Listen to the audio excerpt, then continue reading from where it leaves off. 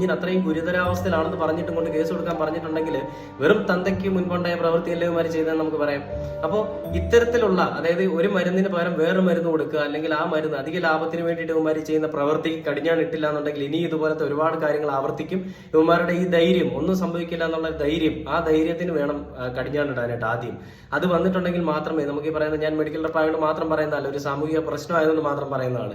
അപ്പൊ ഇതുപോലെയുള്ള പല അനുഭവങ്ങളും പലർക്കും ഉണ്ട്. എനിക്ക് ഇതിനകത്ത് വലിയ ഡീറ്റെയിൽ ആയിട്ട് അറിയില്ല, കാരണം ഞാൻ ഇത്ര എക്സ്പീരിയൻസ്ഡ് ആയിട്ടുള്ള ആളല്ല. അതുകൊണ്ട് തന്നെയും എനിക്ക് അറിയാവുന്ന ഏകദേശം കാര്യങ്ങൾ, ഇതൊരു ചെറിയ കാര്യം മാത്രമല്ല, ഇനി ഒരുപാട് കാര്യങ്ങളുണ്ട്, അതെല്ലാം ഇതിനകത്ത് പറയേണ്ട ആവശ്യമില്ല. അപ്പം ഇങ്ങനെയുള്ള കാര്യങ്ങൾ അത് ആരോഗ്യമന്ത്രിയോ അല്ലെങ്കിൽ നമ്മുടെ സർക്കാരിന്റെ സൈഡിൽ നിന്നോ എല്ലാം നോക്കിയതിന് ശേഷം എന്താണ് ഇതിനു വേണ്ടിയിട്ടുള്ള തയ്യാറെടുപ്പ് ചെയ്യാൻ പറ്റുക.